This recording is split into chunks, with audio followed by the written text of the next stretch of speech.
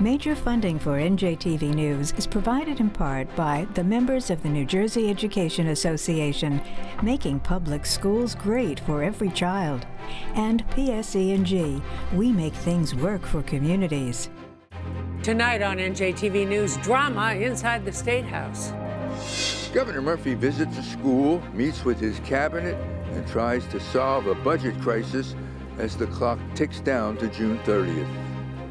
Hard Rock and Ocean Resort open officially for business as Atlantic City Bet's 2 brand new casinos will help reinvent it as a destination for recreation. As the cost of living continues to rise in New Jersey, a new trend in affordable housing here in Morris County for those without a permanent home. Plus, we'll preview a project that provides an insider's view of Trenton politics from the outsider's perspective. Those stories and more next on NJTV News.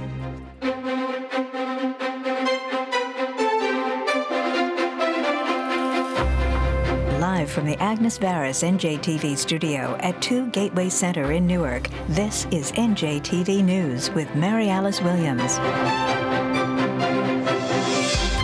Hello, thank you for joining us. New Jersey lawmakers are closing in on shutting down state government after Governor Murphy looked at the legislators' counterproposal to his budget compromise deal and said, no deal. Chief political correspondent Michael Aaron was there when the governor reviewed his cabinet shutdown preparations. We had a good discussion on sort of where things are, which is obviously quite fluid. Governor Murphy held a cabinet meeting this morning and invited the media in for a quick status report on the budget impasse. We put a compromise out a couple of nights ago, which I still feel strongly is both reasonable, but we're resolved at the same time. And we accept, I know I do, we accept, Sheila and I, in the team, that this is politics and you have to find common ground and count us in for that. Murphy is struggling with legislative leaders Steve Sweeney and Craig Coughlin over how to raise revenue. Sweeney yesterday dismissed Murphy's compromise offer and came up with his own ideas: expand the sales tax to cover rental property, hike the realty transfer fee from 1% to 2% on $1 million homes, and allow a corporate business tax surcharge for 4 years. Murphy said today taxing home rentals hurts the shore. But let's lay off the middle class. Let's invest in the middle class. Yeah, I saw what was discussed yesterday, and I'd never thought of it before about the shore rentals. That's taking it out of the middle class. That's the opposite of why we were brought here. Why we've either gotten elected or brought here and convened here to work together. Sweeney was at a casino opening this morning where Brenda Flanagan asked him about the budget. Brandon, when I met with the governor when we met with his leadership the other day, I asked him would he be open to new revenues. He said he would. What we put up yesterday isn't anything I like, but they're sustainable revenues, and hopefully we'll come to a compromise somewhere. A deal needs to be reached or state government shuts down Sunday. Murphy said he remains optimistic. There are the makings of a very good compromise and resolution that's reasonable to this, but I would be abrogating my responsibilities if we did not plan for the whole range of possible outcomes if logic doesn't prevail, including the shutdown of the state. Later, Murphy stood in a Trenton elementary school to make the point that his budget bolsters school aid. His preferred solution to the revenue problem is an income tax hike on millionaires, and he's sticking with that. But some in the Trenton ecosystem continue to play games and toss Hail Mary passes from the State House to see if maybe just one could land in the end zone. So far, they've all been short. I'm not, for example, open to giving millionaires, on the one hand, another free pass so we can tax a family's long-awaited week's vacation at the Jersey Shore. Pollster Patrick Murray says the fight is all about the millionaire's tax. The millionaire's tax is clearly part and parcel of Governor Murphy's political identity. And I think the legislative leadership has said, well, you haven't been bargaining with us in good faith up to this point. We're not going to give an inch on this because this is going to undermine our own power within the caucus and across the state. Murphy has threatened to veto the budget bill lawmakers sent him last week. All options are on the table, he keeps saying. If we had a game plan, I promise you I'd tell you what it was.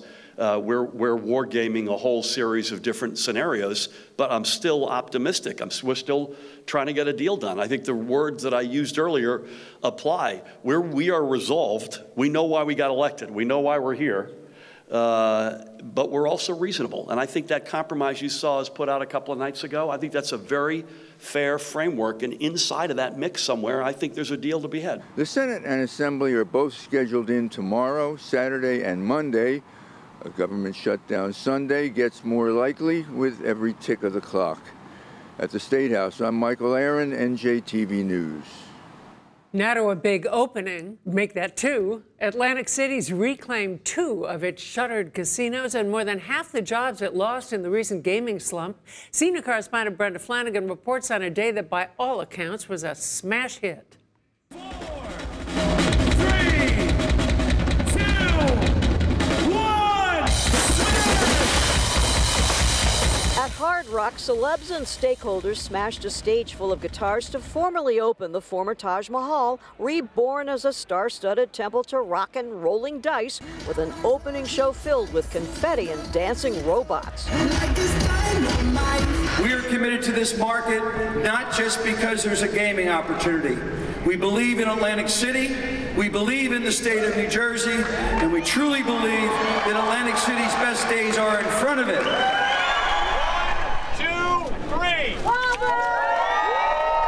About a half hour later, Ocean Resort celebrated by simply snipping a ribbon. The former Revel, now remade as a family-oriented gaming mecca, complete with a brand new sports betting book by William Hill. And as you look out and you see the beautiful backdrop of the Atlantic Ocean and the infamous boardwalk, Atlantic City is truly back in the game. I'm not sure the boardwalk has ever been this busy on this side of town, but that's about to change.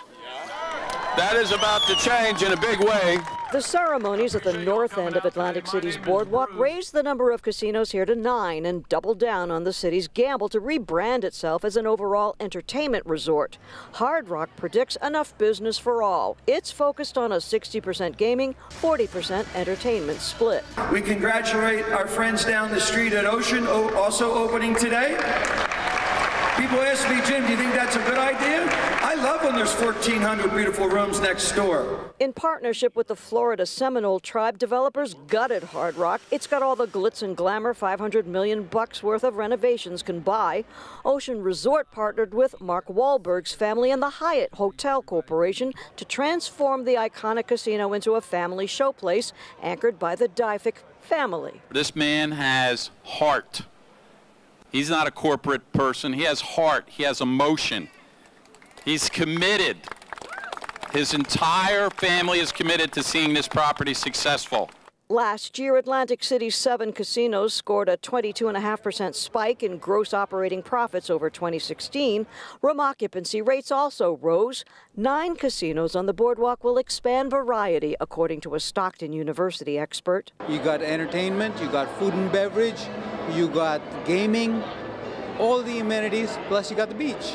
The openings drew crowds. 1 million people are expected to visit through this coming weekend, and the 2 casino hotels have hired close to 7,000 staffers, including hundreds of union workers laid off after a labor strike at the Taj pushed the casino to close in 2016. All the hirings lowered the county's unemployment rate by 0.7 of a point since January. This is a vindication of the workers who stood up to corporate greed, because none of this could have happened unless they had stood up to it. The city's betting its 2 new casinos will finally help bring that long-promised renaissance for all residents, a promise made some 40 years ago when the first casino opened here. In Atlantic City, I'm Brenda Flanagan, NJTV News. It's the impending state budget stalemate that tops the state's business news. Standing by at the Strategic Development Group studio at the NJCU School of Business is Rhonda Schaffler. Rhonda? Mary Alice, all of the budget banter in Trenton isn't going over well with the big state business organizations. Both the Chamber of Commerce and New Jersey Business and Industry Association released new statements today about the ongoing talks. The NJBIA said flat out that negotiations are clearly headed in the wrong direction. taking lawmakers to task for talking about more tax increases, such as lengthening the corporate business tax surcharge to 4 years and doubling the realty transfer fee. The NJBIA repeated its often used phrase, New Jersey has a spending problem, not a revenue problem. Meantime, the State Chamber of Commerce is still trying to convince lawmakers to minimize the potential tax impact to New Jersey companies. The Chamber is recommending a cap on the amount of dividends that could be taxed, the Chamber suggesting a $5 million limit. Throughout the budget process, both business groups have been warning that higher taxes could hurt the state's economy. Jersey City's been sued by a developer over a stalled high-rise project.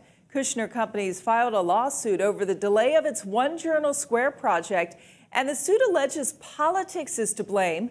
The Kushner Company's former CEO is Jared Kushner, who's President Trump's son-in-law and advisor. In the suit, the Kushner Company's claims Jersey City put politics over principle when it broke its contract with the company.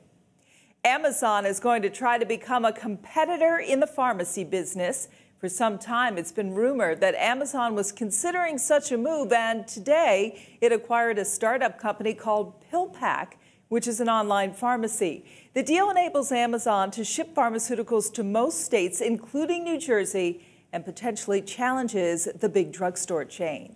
On Wall Street today, gains for stocks. The Dow rose 98 points. And those are your top business stories.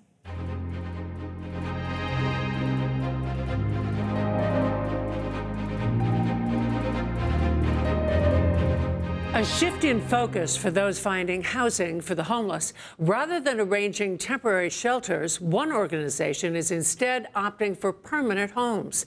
Brianna Venozzi reports on help for those still chasing the dream. On a quiet tree-lined street in affluent Morris County, a new home is officially ready for move-in. It's not the McMansion you might expect for the area, but the latest in a wave of multi-family affordable units for those struggling to find permanent housing. New Jersey is the 6th most expensive state for renters in the country, and here in Morris County, every day 8 households get evicted from their apartments. So that is just driving demand to homeless programs. As rental costs continue to rise across the state, more than 3% in the last year, the number of evictions and newly homeless families are too. Nonprofits like Homeless Solutions are focusing more resources on permanent, stable housing in tandem with shelters and transitional units. Because Morris County is so affluent, that means the rents are much higher. So I think the average rent for a 2-bedroom apartment now is close to $2,000, especially in Morristown. And for most of the families that we see, they don't even earn that much in a month. In fact, in New Jersey, the fair market rent for a 2-bedroom apartment is just over $1,400 a month, which means you'd have to make more than $58,000 a year, or at least $28 an hour, in order to not spend more than 30% of your income on housing costs. But according to a new report by the National Low-Income Housing Coalition, the average New Jersey renter makes just over $18 an hour. There's just no way that they would be able to pay a market rent.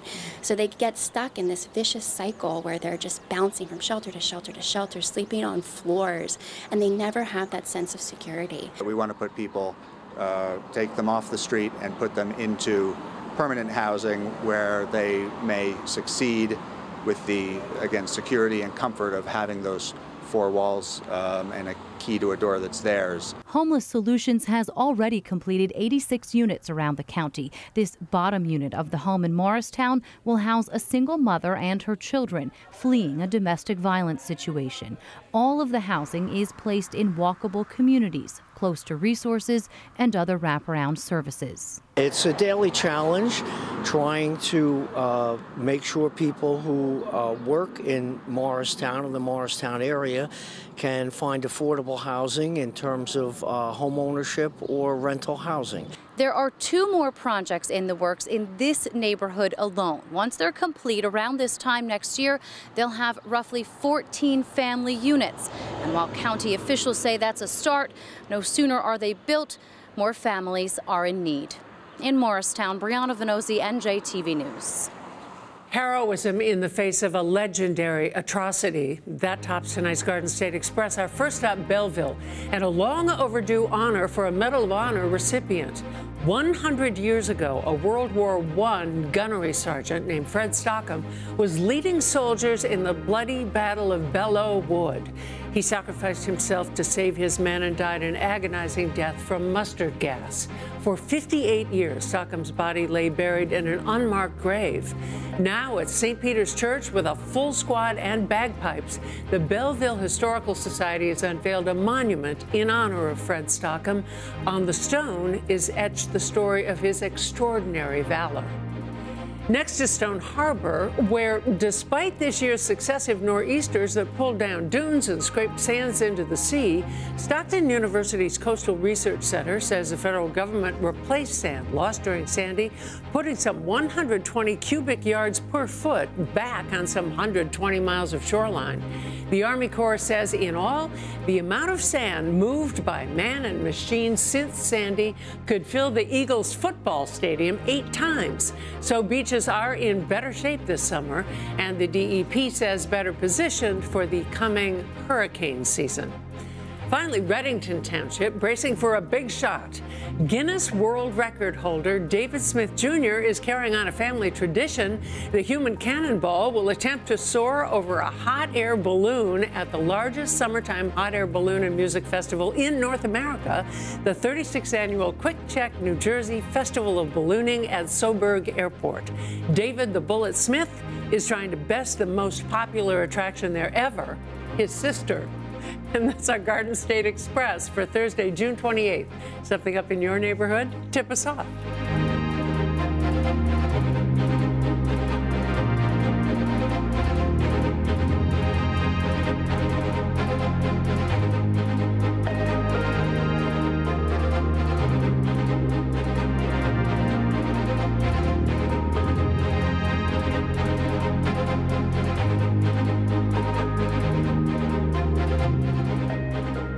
Tonight, we preview a new project from our senior correspondent, David Cruz. It's called The Outsiders, featuring 2 former Trenton insiders. Both State Assemblyman John Wisniewski and Jack Ciattarelli ran for governor, lost to an outsider, but they were in the chamber during last year's government shutdown and shared some unique insights into how the sausage gets made.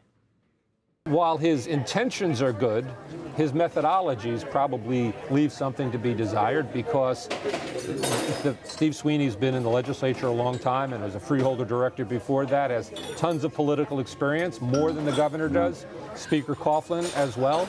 And I think he didn't appreciate the political dynamic of what he was getting into, and there were lots of things that could have been done differently to lay the groundwork so that he had an easier path. Not an easy path, but an easier path. I feel like he's starting to get his sea legs a little bit. Well, time will tell. I would suggest that the Sweeney-Murphy relationship was fractured before Murphy even took office. And now it's broken. Now it's broken. He went ahead and he ran those TV ads. I think it was a mistake. The legislative leadership in both houses, they are benign. The subtext, I guess. They are benign, but they're still offensive to the leadership. Yeah. And I think you're seeing it now. I thought you were talking about the general election last year. No, I'm talking about the ads for the Murphy ads. See, I disagree. I don't think the ads were as dispositive as that election last year. Just the fact that they're running, I think, is offensive. Coughlin and Sweeney said, don't run the ads. He went ahead and ran the ads. Not very different than what Corzine did, though. No, but still, the leadership asked him not to run those ads. And during budget negotiations that were already tenuous, it's only made things worse. There's another big mistake that I think Murphy is making. People tend to vote against something, not for something. Yeah. And I believe the vote last year was an anti-Christie vote, not a vote for the Murphy agenda. And yet Murphy is pushing. And listen, there's a time and a place, John, and I know you believe probably in a lot of things that Murphy's pushing. There's a time and a place for a progressive. I know you did. There's a time and a place for a progressive liberal agenda. I just don't think this is it. We need to get our fiscal house in order. Well, we can get our fiscal house in order and have a progressive agenda. I mean, they're not mutually exclusive. It requires commitment. Well, I don't know how you do that with things like free pre-K and community college. You've got to pay for those things. You've got to pay for it. Well, that's what he's trying to do. I mean, this is, and you and I have experienced this, is the legislature is very good at saying, we're going to do this, and there'll be growth in the spring. It's almost like, you know, a line from being there. You know, you have to have real numbers. We cut, when we did the Transportation Trust Fund, the legislature, not you and I. You and I voted against this. Yeah. We cut about $900 million from our state budget. It's interesting that the dilemma today is about $900 million not being there to fund the priorities that are in the current budget. You can't go around cutting revenue, and the legislature on a bipartisan basis for 20 years has been very good at cutting revenue, but not very good at saying, okay, well, we can't afford to do this. Right. And so my point is if you want to make the commitment to have the revenue, which Governor Murphy's trying to do, you can fund a progressive agenda. But you can't have a progressive agenda if you're not willing to pay for it. Well, you've teed it up for me in one respect, because this is what I find infuriating as a taxpayer. Now, the Supreme Court has handed New Jersey 2 gift-wrapped items on a silver platter. Sports betting, right, and taxing internet sales. Those are 2 new revenue streams. If the Democratic majority wants to legalize marijuana and go ahead with the tax amnesty program, they've probably got somewhere between $1 billion and $1.5 billion. To me, every penny of new revenue should go toward the pension crisis, because it'll cripple us and cause a crowding out effect going forward. But if they don't want to do that and they want to fund their new programs, fund it with the new revenue. Why do we have to raise a single tax? What's your name? Jorge. Jorge's going to take our order. Go ahead, David. I'm going to have grilled Swiss on rye, side of coleslaw. Perfect. BLT for you, sir. On toasted rye, side of coleslaw. Thank you. You know what? I'm gonna do the Chitterelli special, but I'm gonna have a BLT on whole wheat. Whole wheat for you. And coleslaw and pickles on the side. Thank you, guys. Let me get the menu. Now, you know how we know he's a good listener? Right back with that. Because you didn't talk while we were talking? He didn't write anything down. Oh, yeah. Well, you know, a good waiter. That could mean he's a good listener, or that could mean we're not getting what we ordered. You're going to get a burger. He's going to get a salad. As we sit here on June 28th, the fact of the matter is that the 29th or 30th is the soonest you're going to see action, which means, you know, you're really skirting that July 1 deadline date. Very close, very close. And, you know, the governor has to make a choice now. He's got a budget on his desk, and he's got to make a choice about what he's going to do. He can line item veto the revenue that he's identified as being inconsistent with his spending priorities, and not being enough revenue. I mean, not line item the revenue, line item the expenditures that aren't consistent with his revenue expectations. He could outright veto the budget, which would precipitate a shutdown. If you're not in a real leadership position on days like this, which I was not, John was higher up in the ranks than I was. So if you're not in a real leadership position and you're in the minority, the feeling is helplessness. It's helplessness. You just kind of have to show up. Yeah, and it's frustrating as hell when you've got specific ideas on how we should do it better, which is why these 2 guys ran for governor and gave up our seats. And that's how you end up as outsiders. So, but some people are happy about that. It's a feeling of helplessness, and it is very, very frustrating. The offers that are on the table now, given those blocks, build me a house. It's not going to be that's what I'm saying. It'll be a house of cards. The notion that this is going to be a fully soluble problem or a fully soluble solution. We're all going to agree that this budget is going to suck no matter what happens. It's going to have problems with it no matter what we do. Right. It's going to get closer to being a better budget.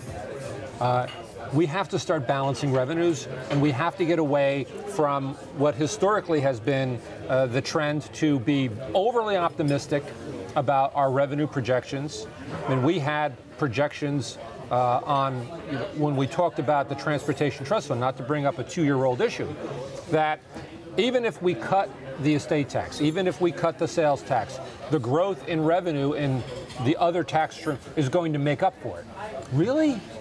$700 million? Christie used to say that all the time. If you measure this budget by solving our 3 greatest long-term problems, pension, which includes the post-retirement health care benefit, property taxes, and school funding, this budget, like the previous 8, will suck.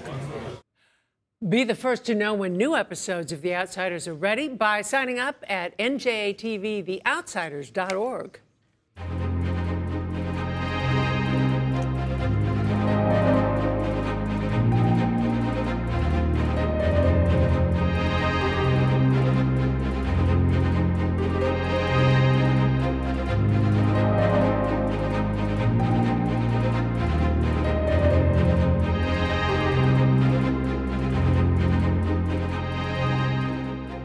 Now, some noteworthy facts that help you know Jersey. 36% of New Jersey households rent, according to the National Low-Income Housing Coalition.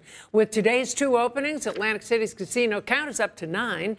New Jersey's replenished more than 40 million cubic yards of sand on its beaches since Sandy. And the TikTok Diner in Clifton, New Jersey, opened 70 years ago. If there's someone who you'd like to get to know Jersey, share. Use hashtag KnowJersey. Tomorrow on NJTV News, it's the bottom of the 9th in Budget Talks. To share any story you've seen tonight, go to njtvnews.org. I'm Mary Alice Williams. For all the men and women of NJTV News, thank you for being here. See you tomorrow.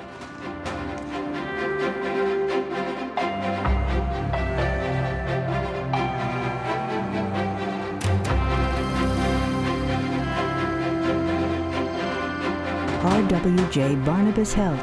Let's be healthy together. NJM Insurance Group, serving the insurance needs of New Jersey residents and businesses for more than 100 years. And Horizon Blue Cross Blue Shield of New Jersey, an independent licensee of the Blue Cross and Blue Shield Association.